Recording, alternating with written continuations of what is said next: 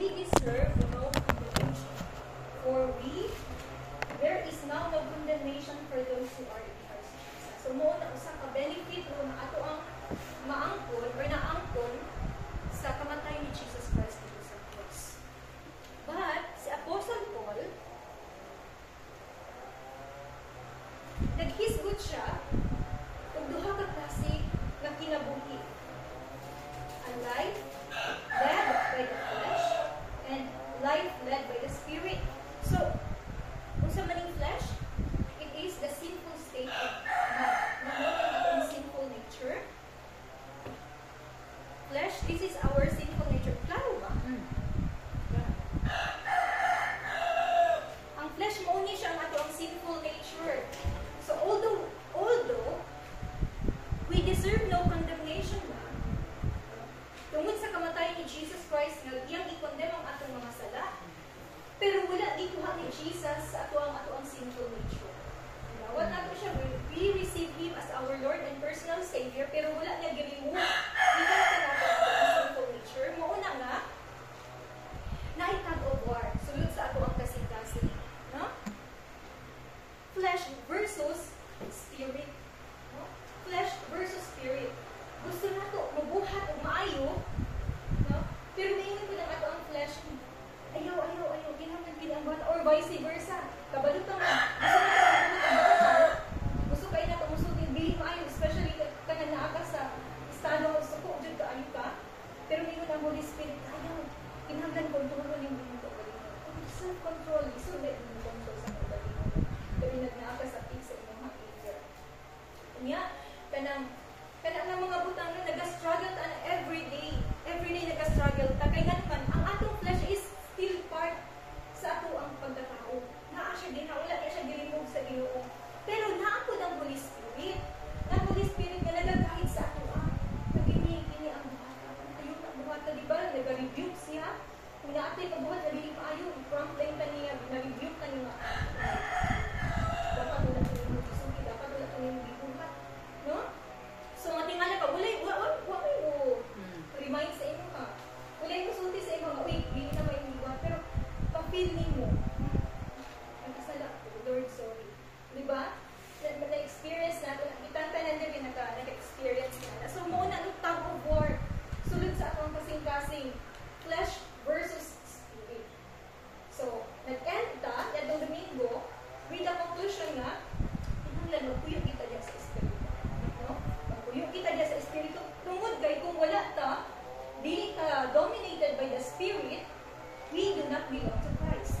Diba? Nisbutan na na, we do not belong to Christ.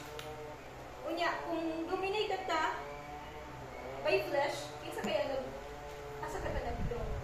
No? So, muna diha ang pangutana. Okay.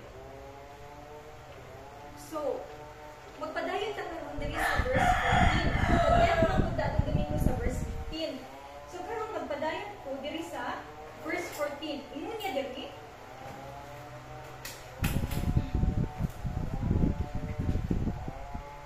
Imo niya, for those who are led by the Spirit of God are the children of God.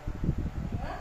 Those who are led by the Spirit of God are the children of God. So, gihisgutan niya kung makita ninyo ang kuan sa argumentation ni Apostle Paul, naghisgot siya more about Spirit. Kung saan kinabuhi na dominated by the Spirit. So, naghatag siya daghang information ana sa previous verses.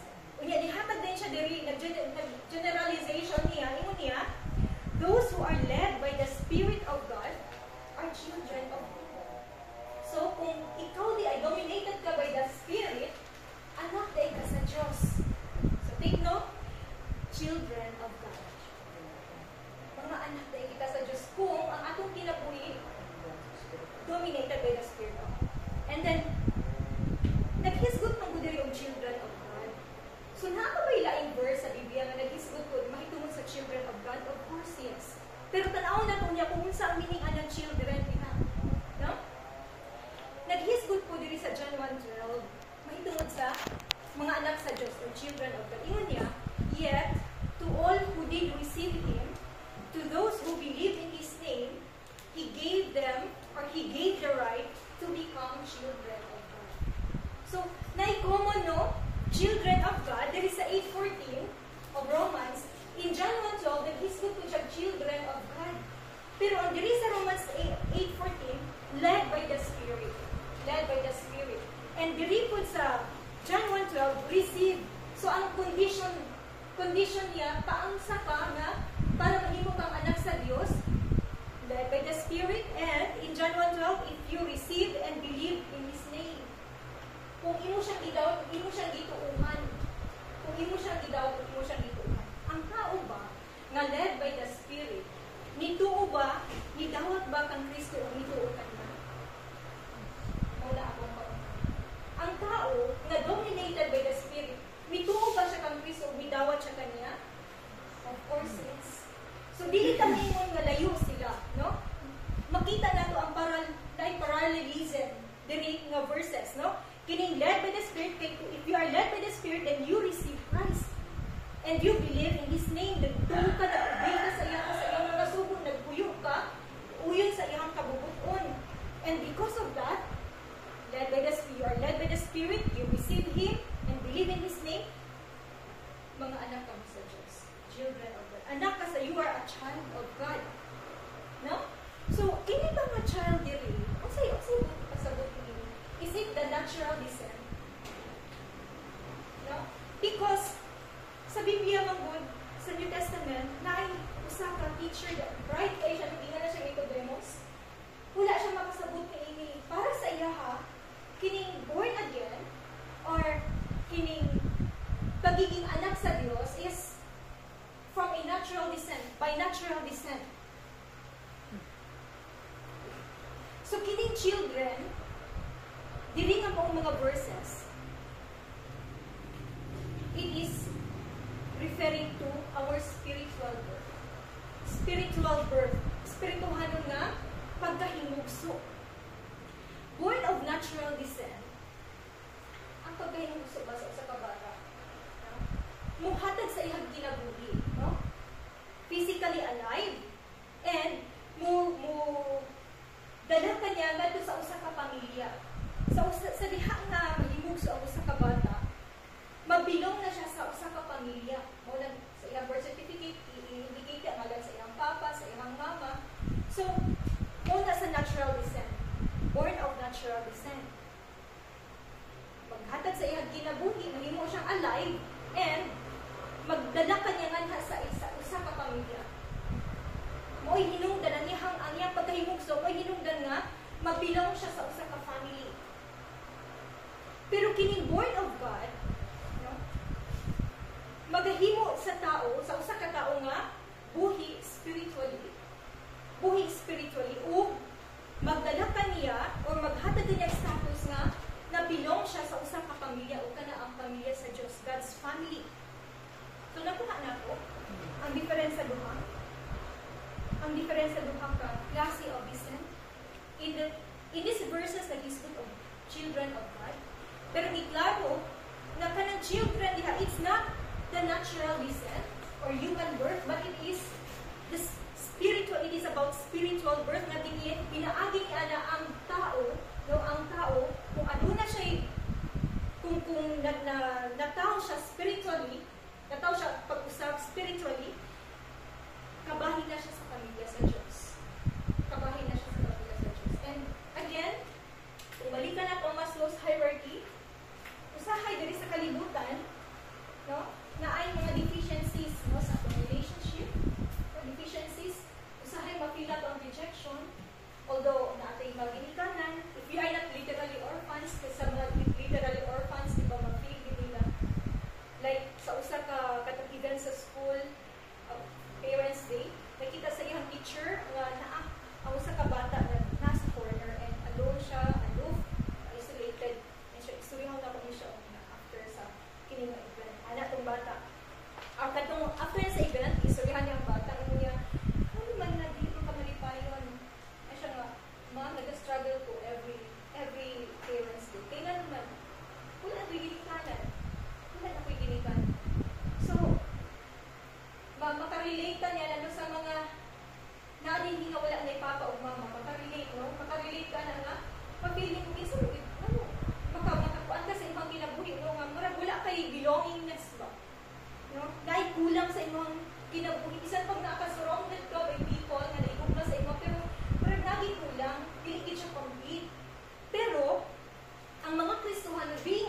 Christian, we are not deficient in that level of human being. No? Because we belong, our spiritual, ang atuang spiritual birth, no? Gives us the status of being part of the family of God. So, nakuha na to. And, sa diha nga anak ka na niini nga maong pamilya, you are expected to live a new life, to have new life. To have new life. And that new life is driven by the Spirit of God. Okay? So, makita niyo nga, maragdaga lang, ang pattern niya, nagatuyok-tuyok lang. Nagatuyok-tuyok lang. We are born of God. No? We are born of God. Then, because of that, we became spiritually alive. And we belong to the family of God. And since naanak ka sa pamilya sa Diyos, you are expected to have new life. You are expected to have new life. So, importante nga adunay kabag-uhan sa ato ang kinabuhi. And that new life is driven by the Spirit of God. Muna, ang connection, ang punto ni Apostle Paul nga nang naghatag siya more information about the Spirit of God, a life led by the Spirit, because mo na ni, na kung if you are led by the Spirit of God, then you are a child of God. And if you are a child of God, you are expected to have new life driven by the Spirit. No? Driven by the Spirit. And in John 1:12, John 1:12, yet, imunya, to all who did receive Him, to those who believe in His name, He gave the right to become children of God. He gave the right to become children of God. Unsa man ang right niya? Unsa man ang right niya? Naabatay katungod nga mahimong part sa pamilya sa Diyos. Take note, si Apostle Paul, nagsugod siya, and iyang state, that we are supposed to be condemned. Diba? We are supposed to be condemned because of our sins, pero pinaagi sa kamatayan ni Jesus Christ, instead na kita ang atong mga sanayang iukman. So because of that status, wala tayo katungod na mahimong part of the family of God. Mga slaves ta, no? Ulipon ta sa sala. Tanawad, kana can imagine of a family hierarchy, no? Hierarchy niya sa pamilya una, ang amahan, inahan, mga anak, mga kapamilpihan na naada na sa inyong balay, and then sa ubos anak, pinakaubos ang mga slaves, ang mga ulipon. Di mo ma-imagine na ang usa ka ulipon, mahimo siyang anak sa iyang agalon. Nakuha na to? Nahita mo ba na? Karon, nabay mga instances na nakadungog mo, usa ka ulipon na nahimong anak sa iyang agalon.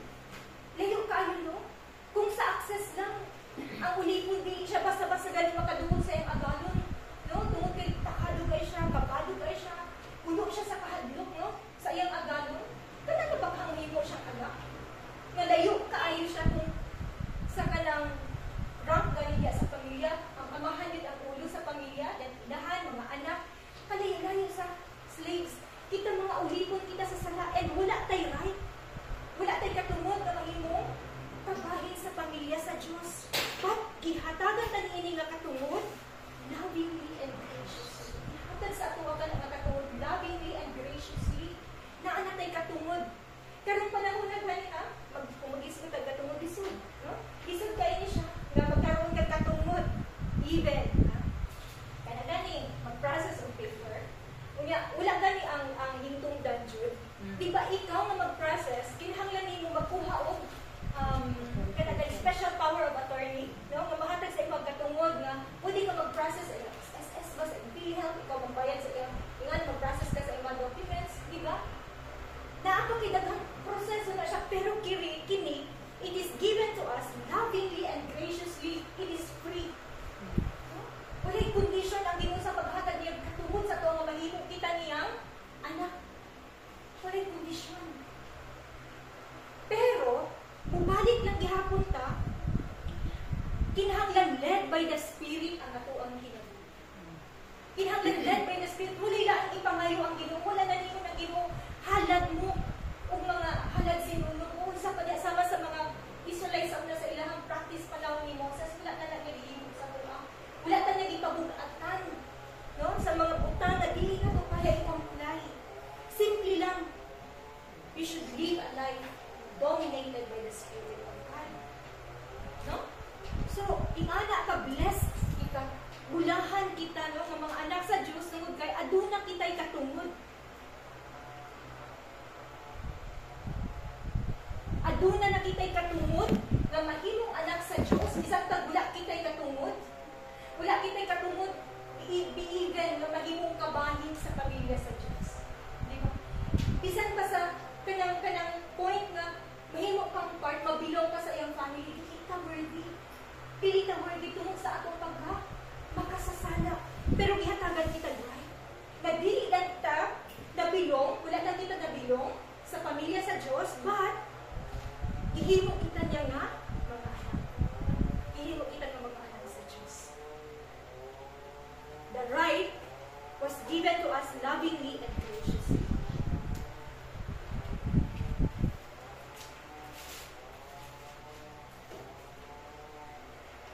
So the Spirit, in verse 15, the Spirit you receive does not make you slaves so that you live in fear again.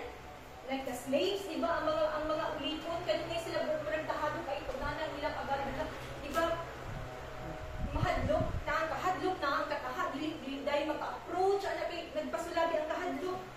No? So that you live in fear again. Rather, the Spirit you received brought about your adoption to sonship. Our adoption, ang Spirit ko di ay, no? Ang Spirit, take note, connected ang 8:14 ug ang 8:15. Ang 8, what? Sorry, wala na akong na-include yun. Connected ang 8:14 ug ang 8:15. Ingon sa 8:14, for those who are led by the Spirit are the children of God. Mga anak sa Diyos. Diri sa 15, the Spirit you receive does not make you slaves so that you fear again. Rather, the Spirit you receive brought about your adoption to sonship. Adoption to sonship. Gi-adapt ka niya, aron nga mahimok kaniyang anak. So makita na ang connection sa 8:14 o sa 8:16. Adoption to sonship. Kung maghisgot ang adoption, saan nagkini siya?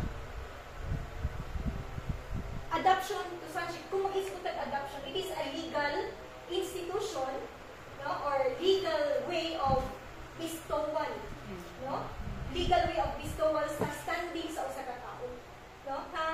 Ihatag ka niya legally, gi-adapt ka niya na wala tanaan nga pamilya, natanaan nga pamilya, no? Legally.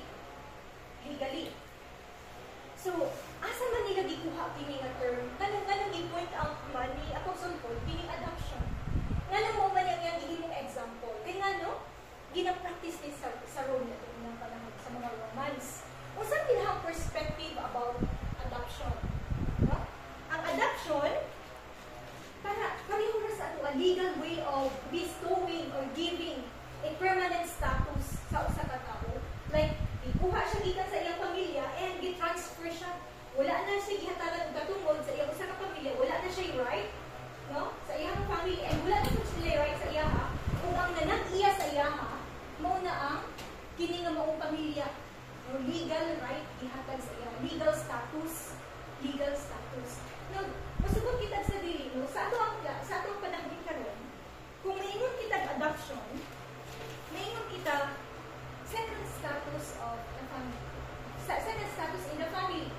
Pero din maingon ka nga, sa di na siya, so di ba sa tinuod? Tinuod na nilang anak, ay adopted naman na siya. Second status, no? Second class status niya sa pamilya. Diligid na kahit igsuon na sila, naging ng term na adopted kami.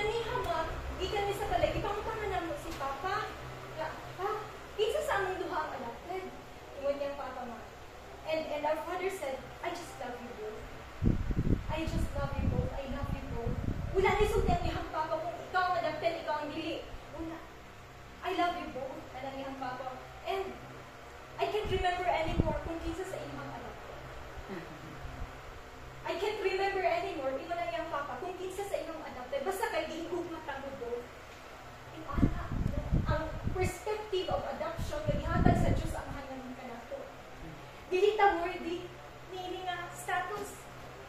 Why? Sorry.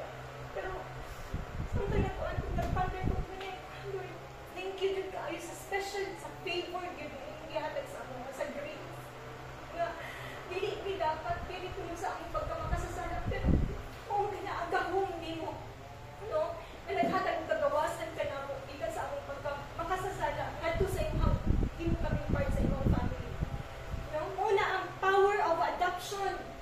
Power of adoption, na kita wala kita katulog, pero gihatagan kita katulog. No? Mamahimong niyang anak, dili ta worthy, pero naa kining adoption, kabubuton sa Diyos. Kabubuton sa Diyos nga, kuhaon ta, himuon ta ang kabahin sa iyang pamilya, himuon ta niyang mga anak. And usa ka na kadako nga blessing, no, para sa ato.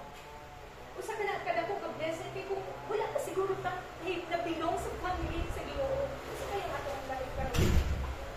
Kung wala ang Holy Spirit na nagtugtog sa ato, usa kaya atong kinabuhi karon. Usa kaya ato ang kinabuhi karon. And not only that, as children, no, dili na kung gamit ang adoption ha, kaya nga naman ang purpose sa Ginoo is himuon dito niyang kaugalingon niyang anak. No? Walay kalainan sa iyahang anak nga mao si Jesus Christ kung kita ng mga makasasala. Wala na ihatagan ng distinction sa Ginoo sa God the Father. Ang bugman niya ngadto sa iyang anak, ug bugman niya ngadto nato nga mga masalanon. Pareho lang, no? And as children, we are heirs. Mga manununod kita, di ba mga anak? No? Mga ginikanan, nakit sa imong nauna, unsay ipanunod sa akong anak. Unsay akong ibilin sa akong anak, di ba? Mga manununod.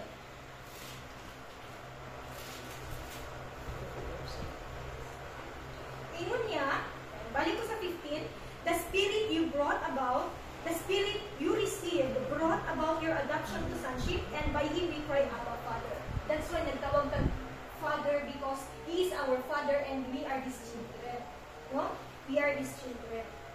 Ingon niya in verse 16, the Spirit himself testifies with our spirit that we are God's children. So ang Spirit, no, nga niya ka nato, and the Spirit of God, no, mo testify that we are God's children. And then, now, if we are children, we are heirs. Heirs of God. If we are children, kung anak ka sa Diyos, na automatic, manununod ka niya. Mao ka na ang pagtulo sa mga Romano nga diin. Bisan kung adopted na siya, pero kinahanglan mo receive siya equal share. No? Equal share, sama sa madawat sa mga tinuudyo nga anak. Bisan adopted lang na siya, pero madawat yung equal share. Sama sa mga inheritances nga madawat sa tinuod nga anak. So, yung ani usab, no? We are heirs of God. Baka matikod mo, kung observant ano sa pulong sa Diyos, makita nato giusab niya, ano yun, if we are children, then we are heirs. Kunya, giusab niya, heirs of God. Mga manununod sa Diyos. Kaya nga naman, ganun i-emphasize ang heirs, not all children are heirs. Dili ka ng mga anak, hatagan ng equal share. Diba diya sa pamilya? Tayo mga instances yung anak. Dili ka ng mga anak, hatagan o kanang ihang panulundon. No? So, giusap niya, heirs of God, klaro niya, mga manununod kita sa Diyos, mga aduna kita yung panulundon sa Diyos. Sunod ka na ako mga panulundon sa iya. First is eternal life. Ang kinabuhin mo dahil katapusan mo, kaya yung gihatag na dito na freely given to us by faith. No? And then also pa, ang iyong favor. Kung sa kanang manifestation sa iyong favor sa kinabuhi sa usa ka Kristohanon, kanang protection na to adlaw-adlaw. Provision sa Ginoo, ang iyang grasya, no? Ang iyang paglipay, pag-comfort ka na, bisan tuod mo yung murag gusto na labi na dyan kay ihila, ang gining na situation, mag-host yun o pag-ulana, no? Sa ato ang mga kasing-kasing. Pero i-comfortan niya. So, God's favor.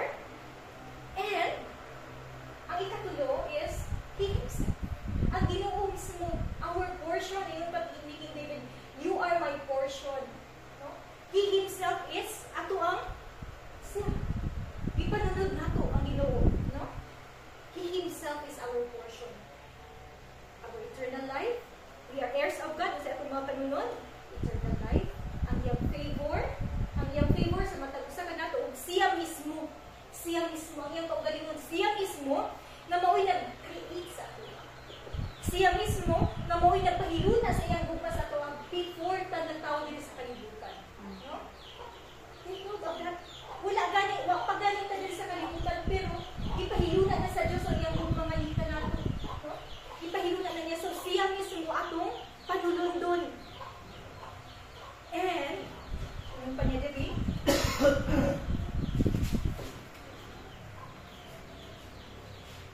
now, if you are children, we are heirs. And then ito sabi niya, we are heirs of God. No? We are heirs of God. And we are co-heirs with Christ. We are co-heirs with Christ. No? So, mga manununod ko sabi ka sa mga blessings na gihatag sa Diyos Amahan ngadto kang Kristo. So, gihatag na co-equal na status with Christ. Nakaingon ko, extreme kaayo si Apostle Paul maguna-una. Nga niabot siya sa ingani ba nga contention nga naa kita'y equal pag-abot sa gugma. When it comes to love, ang Diyos Amahan equal ang iyang gugma sa iyang mga anak. And isa man ang iyang mga anak, of course, si Jesus, His only begotten Son. Only begotten Son niya dapat buhusan na niya sa iyang gugma, dili na niya dapat bahinan ang inheritance ni Jesus kay only begotten Son, naarabid na sa iya. Pero bahinan na niya sa iyang gugma. So equal, when it comes to love, equal ang iyang gugma kang Jesus na iyang only begotten Son, ug kita ang mga makasasama. Ingala ang grasya ang gugma sa Diyos na kita na. So we are co-heirs of Christ. Unsay atong panulundon kang Kristo? Unsay atong panulundon sa iya? We are co-heirs, so atong panusundod or mahimong atong panulundon ang iyang gingharian. Ang iyang gingharian. We are co-heirs of His kingdom. We are co-heirs of His glory. No, ang himaya sa Diyos, maliit, magkapot na ito ang perfection niya na sa panahon na makiuban na kita kanyang sa ito. We are co-heirs of His kingdom. We are co-heirs of His glory. And in verse 17, napay sa kabutan ng panulundon nato kang Jesus na makaingon, ha? Apil di ay ni siya sa atong sa inheritance nato mapanulod kang Jesus Christ? Ang saman kini. In verse 17, inunyan now, if we are children, then we are heirs. Mapanulod kita. We are heirs of God. No? We are heirs of God. And we are co-heirs of Christ, with Christ, if indeed we share in His sufferings. We share in His sufferings. Ang mga pag-antos ni Jesus Christ, panulundon ko din natin. Take note, ha? Limit tayo ang explanation ni Apostle Paul sa previous verses. No? Nag-isgot siya about that we are children. If we are led by the Spirit, then we are children of God. And if you are a child of God, then you are heirs of His love, of His favor, and He Himself, no? Inheritance nimo ang Diyos. No? Diha sa imo ang kasing-kasing. To lift our spirits. To lift our spirits. Pero, na ay shift of mood. No? Kung tanaw nimo diri, ano si Apostle Paul og statement na ma-shift ang ato ang panguna-una ato ang mood sa dihang ningon siya nga, now if we are children, then we are heirs of God and co-heirs with Christ, if indeed we share in His sufferings. Panulundon ko din nato ang mga pag-antos ni Jesus Christ. Muna nga diri sa kalibutan, we are vulnerable ta sa mga pagsulat. Vulnerable ka sa mga problema, no? Vulnerable ka sa mga balatian. Pero take note, no? Wala lang na katunga sa pag-antos ni Jesus dito sa cross. Kinita na mga problema natin din, wala lang yung makatunga sa pag-antos, no nga? Na-experience ni Jesus, iyan na sinabi dito sa Kalbaryo. And, kinahanglan ko din, sundod, mahimo ko din yung inheritance natin. No? Mga manununod kita ni Jesus Christ, not only His kingdom, hindi na kanyang glory, kundi pakitulad ng mga pagkakas. So, hindi sa kalibutan, kung maka-experience kita nyo, and of course, mo ginakatang struggle every day, no, every week, no, sa matag-adlaw sa itong kinabuhi na kita, mga problema, may mga pagsulay, problema sa relasyon, problema sa bagatian, problema sa mga panginanglanan, problema sa tanan klaseng problema na anak. instead na maluya ta sa atong pag-alaga, instead na blame ka nga nung na aman ni nga problema, nga matinumanon nag-ampo ka nung takulard na ng tuhani man, instead na atong nag-isulti sa Ginoo, malipay ka because we share His sufferings. Isunod na panulundon na ako na. Diba? Usay, dili na ito na masabtan, no? Sa tawhanan na pagsabot, sa tawhanan na pangunang umragisod na ito na dawapon. No? Napasalamatan na ito ang Diyos sa ato ang mga problema sa atong mga kasakit. Pero, we share in His, as children of God, as co-heirs with Christ, we share in His sufferings. No? Kinahanglan mo impart o mo partake kita niya ng sufferings ni Jesus Christ. Mo ambit kita ni Ana. No? Pinaagi sa atong mga problema. So, ingat pa niya Apostle Paul sa itong verse, count it all joy. No? Sa mga early believers na di-persecute sa unang panahon, ginapanglatos, ginapamatay, no? Ginapang-priso, sa iyahang tambag sa ilaha, count it all joy. Count it all joy, tungod kay panulundo na nimo sa mga pag-antos ni Jesus Christ. Dapat dilita, instead na maluya ka sa itong pag-alagad, dahil ko na ito ang Diyos. No? Instead na maluya ka nga, Lord, tingani man, Lord, ganun marabi man mo ka ng akong problema. No? Ganun marabi man mo, may kahumana ng akong problema. Instead na maluya ka, instead na ma-discourage ka, pasalamati ang Diyos nga, nahimo naka-partake ka, naka-ambit ka sa iyong mga pag-antos and take note. Ining atong mga pag-antos diri sa kalibutan, wa lang ni nakatuma sa iyong pag-antos ni Jesus. Wa lang ni nakatuma sa pag-antos ni Jesus. So we are co-heirs. No? We are, as children, we are heirs. Mga manununod kita, heirs of God. Kasi atong panununod sa Diyos, Diyos Amahan, eternal life. Ang iyang favor of He Himself, no? Siya mismo, atong panununod, and we are co-heirs of Christ. Kasi atong panununod kay Jesus Christ. Not only His kingdom, not only His glory, but also His sufferings. Kinahanglan mo, ambit kita ni Ana. No? Panulundon na, bisan pa ang mga sufferings ni Jesus. So, instead na ingon ka, Lord, hindi na mga lagad, hindi ka praise the Lord. Sa ako mga pag-antos karon, sa ako mga problema, tungod kay kabahin dyan kayo ko, Lord, sa imong pamilya. No? Part dyan kayo ko sa imong pamilya. Kaya nga naman, naani ng mga problema. No? Manifestation ng mga anak dito sa Diyos. Ang mga problema, usahay, kanya-kanya, ma-misinterpret nato, no? Isang Kristohano na ta, pero dahil mga panahon na misinterpretation sa problem, perspective nato sa problema. Tungod kay daghan ang nag-backslide, daghan ang wala na nagpadayon sa pag-alagad sa ilo, tungod sa ilang mga problema. Wala ganahan mo simpa, ganahan mo ampo, ganahan mag-devotional, wala ni ganag yun.